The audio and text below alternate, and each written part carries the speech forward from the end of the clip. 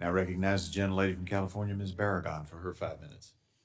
Thank you, Mr. Chair. Thank you, Mr. Secretary, for being here today to testify. Thank you for all of your work, and thank you for joining the Congressional Hispanic Caucus on the road to talk about youth mental health and everything the administration that you're doing to address youth mental health. I'm sure we'll be seeing you to continue on the road to talk about all of the accomplishments that we've been able to do in the last 2 years that people are going to barely start to feel. So thank you for that. There is an area which we've talked about before, and I want to take a moment here to recognize the amazing advocates that are sitting in purple behind you with the Alzheimer's Association.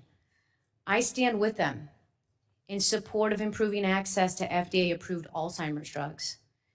And I know that you've heard it from me before, but I disagree with CMS's coverage decision to tightly restrict coverage for an entire class of FDA-approved Alzheimer's drugs.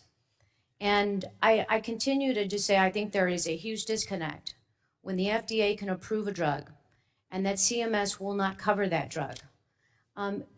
Just recently, the VA also announced that they were going to cover one of the drugs that CMS won't cover, which is lecanemab.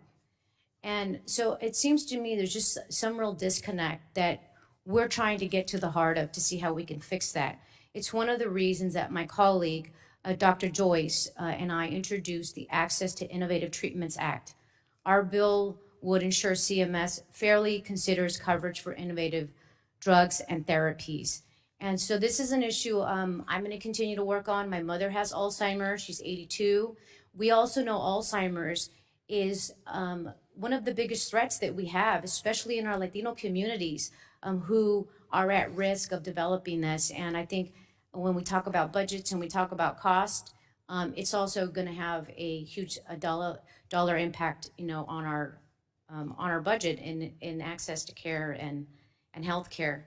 One of the good things I think that came out of what Democrats were able to do in the last couple of years is investing over $100 billion over 10 years for Medicaid, home, and community-based services. I want to thank you for that. That's something that Congress needs to continue to do so that people like my mother who have Alzheimer's can stay in their home, which they know is the most familiar place, which helps them in their development.